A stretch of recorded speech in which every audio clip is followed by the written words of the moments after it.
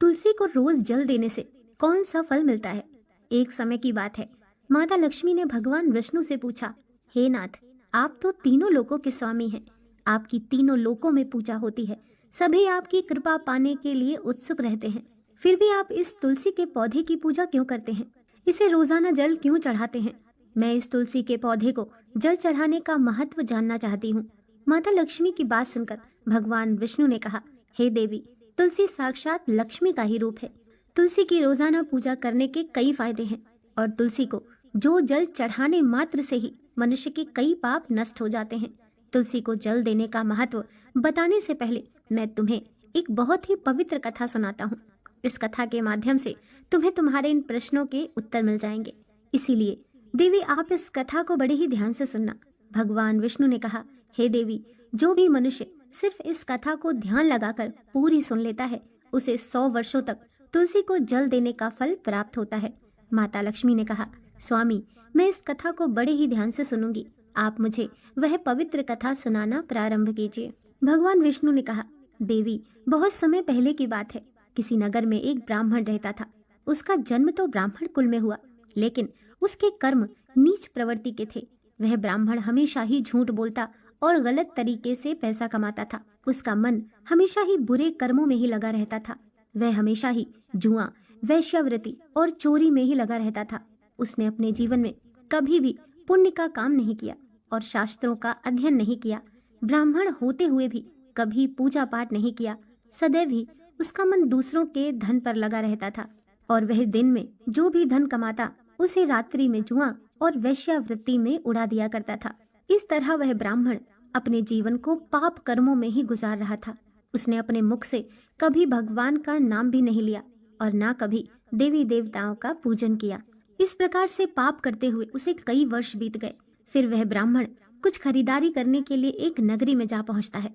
उस नगरी के पास में गंगा बहती है और उस नदी में स्नान करने के लिए दूर दूर से लोग आया करते थे। फिर वह ब्राह्मण गंगा जी के किनारे एक आश्रम में ठहरता है। उस आश्रम में अनेक विद्वान ब्राह्मण प्रतिदिन पुराणों का पाठ तथा भगवान की भक्ति में लीन रहते थे। वह ब्राह्मण भी ढोंग करता हुआ वहीं पर उनके साथ रुक गया और उन ब्राह्मणों के साथ रहकर उसे भी भगवान का नाम लेने का अवसर मिल रहा था। वह उसी स्थान पर कुछ दिनों के लिए रुका। फिर वहां पर आए हुए लोगों ने गायों का पूजन करके ब्राह्मणों को भोजन कराया, तो उस ब्राह्मण ने भी उनके साथ बैठकर भोजन किया और भगवान का प्रसाद ग्रहण किया। वहीं पर उस आश्रम में एक तुलसी का पौधा था। वह ब्राह्मण जाने अनजाने में उस तुलसी के पौधे में पानी डालता था। उसके मन में कोई विचार नहीं था कि वह क्या कर रहा है। वह प्रतिदिन सुबह उठकर बाल्टी में पानी लेकर तुलसी के पौधे में डालता था। ये उसका रोजाना का नियम बन गया। फिर एक दिन की बात है, वह आश्रम में सोया हुआ था। तभी अचानक उसके पास एक काला सर्प आया और उस काले सर्प ने उसे नींद में ही डस लिया और थोड़ी ही देर में उस ब्राह्मण की नींद में ही मृत्यु हो गई।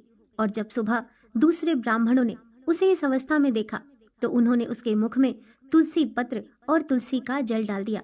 फिर उन ब्राह्मणों को पता चला कि उसकी तो मृत्यु हो चुकी है। तब वहां पर यमदूत आते हैं और उस ब्राह्मण को पकड़कर यमलोक ले जाने लगते हैं। रास्ते में जाते हुए वह ब्राह्मण विलाप करने लगा और यमदूतों से कहने लगा, हे यमदूतों, मुझे कहाँ ले जा रहे हो और मेरी मृत्यु किस कारण से हुई है? तब यमदूत कहने लगे, हे ब्राह्मण, तुमने जन्म से लेकर मृत्यु तक बहुत पाप कर्म किए हैं और तुम्हारे पापों के कारण ही तुम्हें एक काले सर्प ने काटा और जिसकी वजह से ही तुम्हारी मृत्यु हुई है। और अब हम तुम्हें यमपुरी लेकर जा रहे हैं। वहां पर यमराज तुम्हारे पाप कर्मों का लेखा जोखा देखेंगे और निश्चित ही तुम्हें घोर नरक में डालेंगे। फिर वह ब्राह्मण फूट फूट कर रोने लगा और उन यमदूतों से माफी मांगने लगा, किंतु यमदूतों को उस पर जरा सी भी दया नहीं आई और वह उसे मारते हुए यमलोक लेकर गए।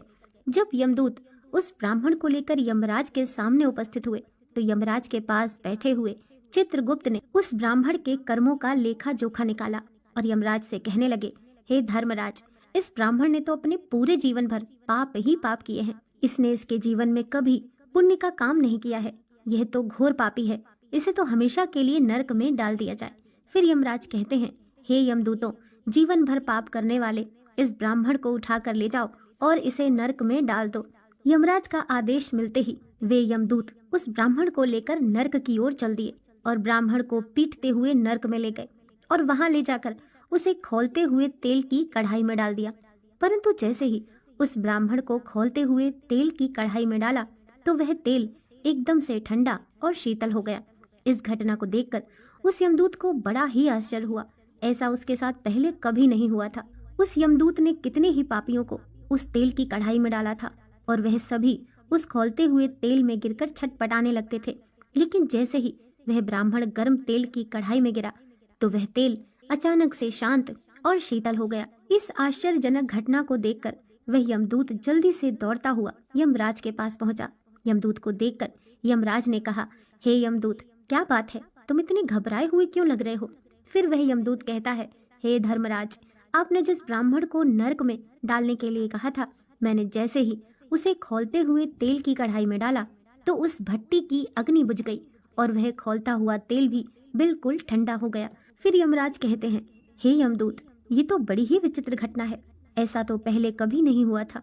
यमराज विचार कर ही रहे थे कि तभी वहां पर नारद मुनि प्रकट होते हैं। नारद मुनि को देखकर यमराज अत्यंत प्रसन्न होते हैं और उन्हें प्रणाम करते हैं और उनका स्वागत करते हैं। फिर यमराज नारद मुनि से कहते हैं, मुनिवर, आप उचित समय पर आए हैं। हमने आज और अभी एक अत्यंत पापी ब्राह्मण को नरक में गिराया है, किंतु उसके गिरते ही नरक की अग्नि ठंडी पड़ चुकी और खौलता हुआ तेल भी शीतल हो गया। तब नारद मुनि ने यमराज से कहा, हे धर्मराज, आपने जिस ब्राह्मण को नरक में डाला है वह नरक में डालने योग्य नहीं है, क्योंकि उस ब्राह्मण के द्वारा अनजाने में ही ऐसा कर्म हुआ है जो नरक का नाश करने वाला है। जो मनुष्य पुण्य कर्म करने वाले लोगों की संगति करता है उसे उनके पुण्य का भाग जरूर मिलता है, और ये ब्राह्मण तो कई दिनों तक भगवान के भक्तों के साथ रहा है। इस ब्राह्मण ने आश्रम में रहते हुए रोजाना तुलसी में जल डाला है, इसलिए ये ब्राह्मण बड़ा पुण्यात्मा बन गया है और इसके सारे पाप नष्ट हो गए हैं। ये ब्राह्मण अब स्वर्ग लोक में जाने का अधिकारी बन गया है। इस ब्राह्मण ने अनजाने में ही इतना पुण्य कमाया है जो कई जन्मों तक मनुष्य को प्राप्त नहीं होता है। इसीलिए हे धर्मराज, आप इस ब्राह्मण को नरक में न डालो और इसके पापों के लिए इसे केवल इतना दंड दो, इसे सभी नरकों का दर्शन कराओ। नारद मुनि की बात सुनकर यमराज बहुत ही खुश होते हैं और उस ब्राह्मण को नरक से निकाल कर लाते हैं और अपने यमदूतों से कहते हैं, हे यमदूतों, इस ब्राह्मण को ले जाओ और संपूर्ण नरकों का दर्शन कराओ। फिर यमदूत उस ब्राह्मण को ले जाते हैं और संपूर्ण नरकों का दर्शन कराते हैं। भगवान विष्णु ने कहा, देवी, इस प्रकार से यमदूत उस ब्राह्मण को संपूर्ण नरकों का दर्शन कराते हैं और उसे यक्ष लोक में ले जाते हैं और फिर वह ब्राह्मण एक यक्ष बन जाता है। भगवान विष्णु कहते हैं, हे देवी, वनस्पति नाम तुलसी, मास नाम कार्तिक, तिथि नाम एकादशी। देवी, वनस्पतियों में मुझे तुलसी प्रिय है, मास में कार्तिक मास और तिथि में एकादशी प्रिय है। इसीलिए जो मनुष्य रोजाना तुलसी की पूजा पाठ करता है और तुलसी को जल देता है वह मनुष्य मुझे सबसे अधिक प्रिय है। उस मनुष्य की कभी भी दुर्गति नहीं होती है और वह मनुष्य कभी नरक में नहीं गिरता है। जिन घरों में तुलसी का पौधा सदैव ही हरा भरा रहता है उस घर में सुख, शांति और समृद्धि बनी रहती है। भगवान विष्णु कहते हैं, देवी, मेरी पूजा में और मुझे चढ़ाए जाने वाले भोग में तुलसी के पत्र अवश्य होने चाहिए, क्योंकि तुलसी पत्र के बिना मैं किसी भी प्रकार का भोग स्वीकार नहीं करता हूँ। इसीलिए प्रत्येक घर में तुलसी का पौधा अवश्य होना चाहिए। अगर आपके घर में तुलसी का पौधा है तो सुख, शांति और समृद्धि के लिए तुलसी को चुनरी अवश्य चढ़ानी चाहिए। और हमेशा ध्यान रखें कि तुलसी का पौधा चुनरी के बिना अधूरा होता है। तुलसी केवल एक पौधा ही नहीं है, बल्कि वह एक देवी है, मेरी अर्थात विष्णु की पत्नी है। इसीलिए तुलसी को चुनरी अवश्य ही चढ़ानी चाहिए। इससे पति पत्नी में प्रेम और विश्वास बढ़ता है। पति पत्नी का दाम्पत्य जीवन खुशहाल बना रहता है। घर में रहने वाली महिलाएं सदा सुहागन और सौभाग्यशाली रहती हैं। तुलसी का विवाह भी अवश्य करना चाहिए। इससे मनुष्य के सभी दुखों का अंत होता है और संसारिक जीवन सुख में बीतता है। भगवान विष्णु कहते हैं, देवी, तुलसी के पौधे के पास अपने मुख से अपशब्द नहीं बोलने चाहिए। तुलसी के नजदीक भूल से भी जूते, चप्पल अथवा झाड़ू पोंछा नहीं रखना चाहिए, इसे पाप माना गया है। तुलसी के पौधे के आसपास जल से भरा हुआ बर्तन भी नहीं रखना चाहिए। तुलसी के पौधे के पास दीपक जलाने के बाद दीपक को वहां से हटा देना चाहिए, क्योंकि तुलसी के नीचे बुझा हुआ दीपक रखना अशुभ माना जाता है। जिस स्थान पर भी तुलसी का पौधा होता है उस स्थान को हमेशा ही साफ स्वच्छ रखना चाहिए। इसीलिए नियमित रूप से तुलसी के पौधे के आसपास साफ सफाई का ध्यान रखना चाहिए। तुलसी के पौधे में शिवलिंग और गणेश जी की प्रतिमा नहीं रखनी चाहिए। साथ ही तुलसी के गमले में अन्य किसी भी प्रकार का पौधा भी लगाना अशुभ होता है। और हमेशा ध्यान रखना चाहिए कि तुलसी के पत्र को नाखून से नहीं तोड़ना चाहिए, इससे तुलसी का अपमान होता है। यदि तुलसी के पत्ते सूख कर गिर जाते हैं तो उन्हें कचरे में नहीं फेंकना चाहिए, क्योंकि वे पत्ते पैरों के नीचे आते हैं, जो अच्छा नहीं होता है। उन पत्तों को आप तुलसी की मिट्टी में ही दबा दें। और रविवार के दिन तुलसी के पत्ते नहीं तोड़ने चाहिए और रविवार को तुलसी को जल भी नहीं चढ़ाना चाहिए। बाकी सभी दिन तुलसी को सुबह स्नान से निवृत्त होकर जल देना चाहिए और शाम के समय एक दीपक जलाना चाहिए।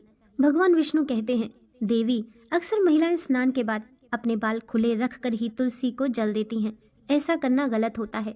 महिलाओं को हमेशा ही अपने बाल बांधकर माथे पर सिंदूर लगाकर ही तुलसी में जल देना चाहिए। इससे तुलसी का आशीर्वाद प्राप्त होता है।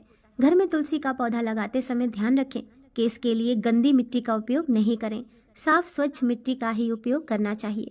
इससे तुलसी माँ रूठ जाती हैं और सूखने लगती हैं। घर में तुलसी का पौधा कभी सूखना नहीं चाहिए। शास्त्रों में ऐसी मान्यता है कि तुलसी का पौधा सूखना अकाल मृत्यु की सूचना देता है। घर में तुलसी का पौधा सूख जाए तो घर के सुख समृद्धि खत्म हो जाती है। सूखी हुई तुलसी में माँ लक्ष्मी का वास नहीं होता है। भगवान विष्णु कहते हैं, शास्त्रों के अनुसार मासिक धर्म के दौरान महिलाओं को तुलसी के पौधे में पानी नहीं डालना चाहिए और तुलसी को स्पर्श करना भी वर्जित है।